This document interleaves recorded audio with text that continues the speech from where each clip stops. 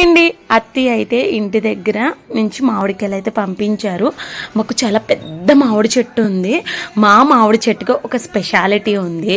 Starting టైంలో కర్రీకి చాలా బాగుంటాయి. కొంచెం లావయ్యి కోలే పచ్చడికి బాగుంటుంది అనమాట. పచ్చడి పెట్టమంటే చాలా బాగుంటుంది. తర్వాత కొంచెం దోరగా అయినప్పటికీ పుల్లగా తీతి ఆ టేస్ట్ ఇంకా బాగుంటుంది. ఇంకొంచెం ముగ్గిందంటే అసలు దీని ముందు రసాలు కూడా సరిపో అంత టేస్టీగా ఉంటుంది. దీనిపైన జస్ట్ కట్ చేసి తొక్క అన్నది చాలా పల్చగా ఉంటుంది. ఇలా తీయగానే భలే వచ్చేస్తుంది. ఒక్క గుట్టుకులో తినేయచ్చు. అంత చిన్నగా ఉంటే టేస్ట్ చాలా బాగుంటాయి అనమాట.